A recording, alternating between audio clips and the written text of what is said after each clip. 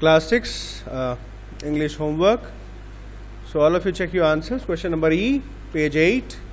Rewrite the sentences given below as exclamatory sentences using how or what. Number 1. Yuvraj is a great fielder. What a great fielder Yuvraj is! Exclamation mark. What a great fielder Yuvraj is! Exclamation mark. Number 2. Sunidhi sings very well. How well Sunidhi sings! Exclamation mark. How well Sunidhi sings! Exclamation mark. Number 3. You are a great dancer. What a great dancer you are! What a great dancer you are! Exclamation mark. Number 4. Shah Rukh is a popular actor. What a popular actor Shah Rukh is! Exclamation mark. Number 5. You are wearing a gorgeous sari. What a gorgeous sari you are wearing! Exclamation mark. Next, number F. Identify the subject and predicate. Circle the subject and underline the predicate. So I will just discuss the subject. কেন আমরা জানি সাবজেক্টটা বাদ দিয়ে বাকিটা predicate হয়। ঠিক আছে? সো সাবজেক্ট ফাইন্ড করা সিম্পল রুল হচ্ছে ফাইন্ড দ্য ভার্ব, আর ভার্বে আগে হোয়াট বা হু প্লেস করে আস্ক দ্য কোয়েশ্চেন, যে আনসারটা পাবে সেটাই হচ্ছে answer. Clear? So let us see. Number 1 the korai ache. Number 2, he managed to reach home on time. What is the verb managed? So who managed? He. He is the subject. Number 3, the king offered his advice to the farmer. Verb is offered. Who offered? The king. The king is the subject. Number 4, Rose was a princess who slept for 100 years. এখানে verb হচ্ছে was, be verb আছে was, right? So who was? Rose. Rose is the subject. Number 5, the lion wanted to eat the rabbit. Wanted verb. Who wanted? The lion wanted. মাথার উপরে person থাকলে হু আমরা করব, thing বা non living thing হলে, animal হলে ওয়াটটা আমরা use করতে পারি। At one corner of the hall stood Ramu. So here the verb is stood. So who stood? Ramu. So Ramu is the subject. Any doubt to anyone? Great. Next, phrases and clauses. So let us look at the definitions of phrase and clause. A phrase is a group of words that make sense but not complete sense, since it does not have a subject and a verb. So what is phrase? It is a group of words. একটা words এর group যার মধ্যে কোনো subject থাকে না, verb থাকে না। এটা খুব ভাইটাল জিনিস মাথায় রাখবে। No subject no verb, and it make sense, মানে হয় কিন্তু কমপ্লিট সেন্স হয় না। যেমন কিছু দেওয়া আছে অ্যাক্রস দ্য রোড, মানে রোডের ওপার, ইন দ্য গার্ডেন বাগানে, অ্যাট দ্য ভিলেজ গ্রামে, ইন দ্য মার্কেট, এগুলো মানে হচ্ছে কিন্তু পুরো মানে হচ্ছে না, আর সাবজেক্ট আর ভার্ব নেই কিছুতেই। Clause, a clause is a group of words with a subject and a verb and is usually part of a sentence. It may or may not make complete sense. So clause is also a group of words jar moddhe subject or verb thake, right? And this is a part of sentence. বেশি ভাগ কিন্তু এটা সেন্টেন্সে একটা ভাগ হয়, একটা সেন্টেন্সের মধ্যে একটা part. It may or may not make complete sense. এটাও কিন্তু পুরো সেন্স হতে পারে বা না হতে পারে। মাথায় রাখবে ফ্রেজ এন্ড ক্লজ দুটোই, ফ্রেজে তো পুরো সেন্স হয় না, ক্লজে সেন্স হতেও পারে নাও হতে পারে। দুটোর মধ্যে একটা মেন ডিফারেন্স জানো তোমরা? জানো না। একটা মেন ডিফারেন্স হচ্ছে ক্লজে সাবজেক্ট ভার্ব থাকে, ফ্রেজে সাবজেক্ট ভার্ব থাকে না। এটা মাইন্ডে ফিট করে রাখবে, লিখে রাখবে দরকার পড়লে। লেখা আছে, যদি বই লেখা আছে। আচ্ছা, নিচে পয়েন্টসগুলো দেওয়া আছে, ফিচার্সগুলো যেগুলো ডিসকাস হয়েছে সেটাই লেখা আছে এখানে। সো এখানে এক্সাম্পলটা দেখি ক্লজে, the boy is going to the market. So the boy is going, ছেলেটা যাচ্ছে। সো এখানে দেখতে পাচ্ছি সাবজেক্ট আছে the boy, verb is. The boy subject হচ্ছে, ইজটা ভার্ব হচ্ছে, ইজ গোয়িংটা ভার্ব। তাহলে মানেটা হচ্ছে যে হ্যাঁ ছেলেটা যাচ্ছে, কিন্তু কোথায় যাচ্ছে কি যাচ্ছে পুরো মানে হচ্ছে না। This is a clause. Number G, tick the correct option. She left the house at noon. So at noon কোনো ভার্ব নেই, কোনো সাবজেক্ট নেই, ফ্রেজ, তাই তো, phrase. Number 2, Mary embroidered a handkerchief, Mary subject আছে, এমব্রয়ডার্ড ভার্ব আছে, clause. Number 2 is clause. Number 3, the army fought with great courage, right, with great courage কোনো subject নাই, কোনো ভার্ব নেই, ইট ইজ আ ফ্রেজ। একটু কথা বলবে কেমন, আদারওয়াইজ লাঠিটা একটু কেমন কেমন করছে। Number 4, in spite of ill health, she attended the party. So she subject আছে, attended verb আছে, so what is this? Clause. Number 5, the child was excited to see the peacock dancing. The child subject আছে, was verb আছে, কি হবে এটা? Clause. Number 6, a bouquet of roses was presented to the chief guest. So এখানে কিছু আছে, নেই কিছু, কোনো সাবজেক্ট নেই, ভার্ব নেই, phrase. Any doubt to anyone? Number 8, match the groups of words given in column A with those in column B. ঠিক আছে। Now she found a small bag in the park. বেশ। Apart from chocolates, she likes to eat cookies. Neha had seen a black puppy in the deserted street. Deserted street মানে ফাঁকা রাস্তায়। When Neha is hungry, she loves to eat donuts. বললে পরিষ্কার বলবে, না হলে বলবে না, কেমন? The old man walked down the street. The young boy carrying a bat ran across the playground. All right, done. Now open chapter number 2, nouns.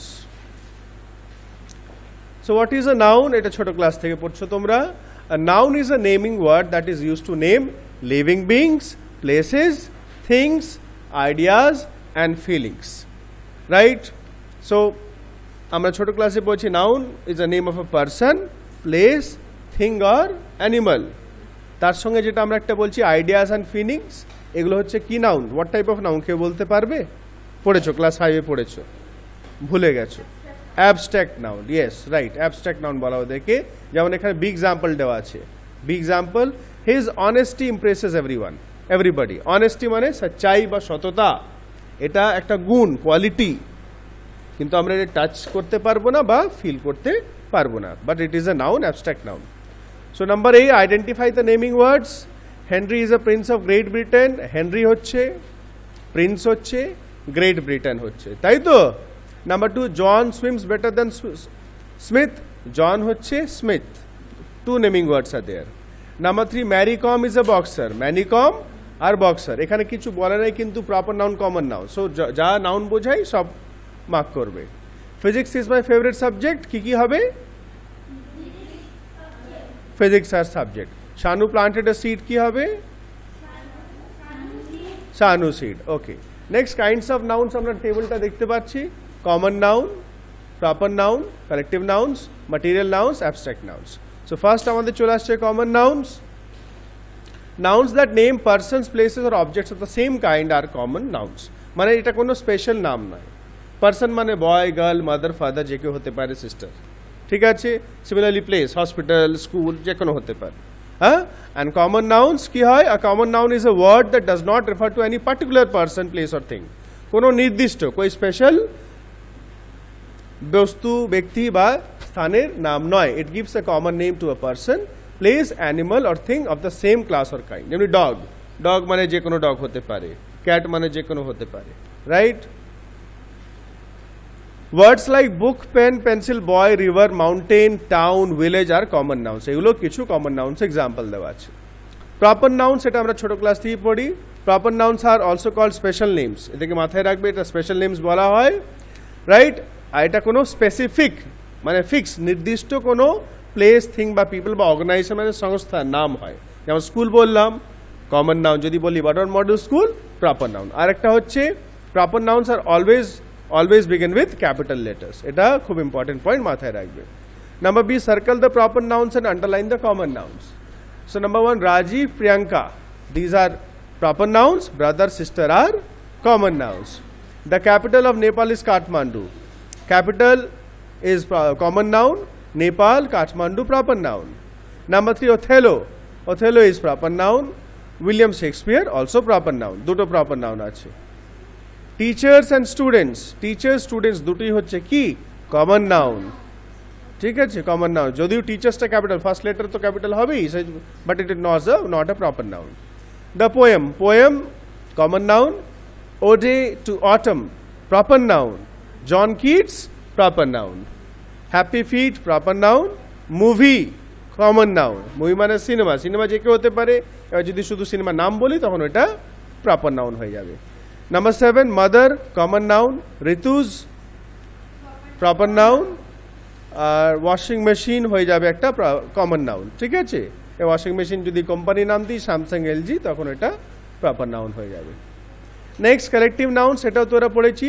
Collective nouns are nouns that name a group or a class of familiar things or persons taken together, একসঙ্গে যেটা কোনো একটা group বোঝায়, एक साथ जो एक group समझाता हो, that is known as collective noun।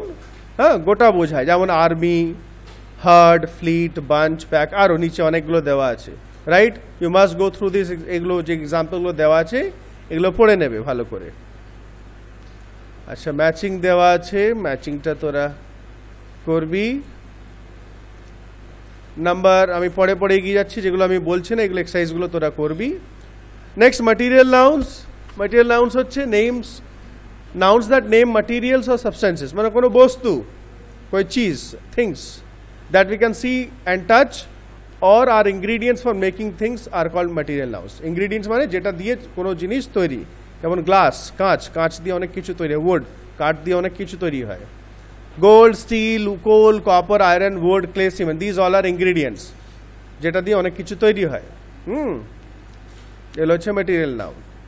A material noun becomes a common noun when there is an article before it or if the noun is in the plural form। So same material noun common noun হয়ে যাবে যদি তার আগে কোনো article হয়, right. যেমন দেখতে পাচ্ছি এক্সাম্পল বি, এটা দেখো, the window is made of glass, জানলাটা কাঁচ দিয়ে তৈরি, সো গ্লাস হচ্ছে ম্যাটেরিয়াল নাউন। কিন্তু সেম যদি bring a glass of water, মানে আমাকে এক গ্লাস জল নিয়ে এসো, তো এক গ্লাস মানে গ্লাসটা তো থিং, তো তখন ওটা কমন নাউন হয়ে যাচ্ছে, ঠিক আছে। যদি আর্টিকেল থাকছে তখন ওটা কি হয়ে যাবে, কমন নাউন। আর যদি আর্টিকেল ছাড়া তাহলে তখন এটা ম্যাটেরিয়াল নাউন। অ্যাবস্ট্রাক্ট নাউন কিছুক্ষণ আগে ডিসকাস করছিলাম। Nouns that name ideas or concepts, quality, feeling, some state or a thing which cannot be touched or seen are called abstract nouns। The nouns যেটা কোনো concept মানে ধারণা, চিন্তা ভাবনা, বা কোনো কোয়ালিটি মানে গুণ, যেরকম অনেস্টি দেখলাম, ফিলিং, সাম স্টেট মানে অবস্থা বা কন্ডিশন, বা কোনো বস্তুর দেখায় যেটা আমরা টাচ করতে পারবো না বা দেখতে পারবো না, they are called abstract nouns. Example, sweetness, হিন্দিতে বলে মিঠাস, হ্যাঁ। Honesty, bravery, heat, love, anger, height.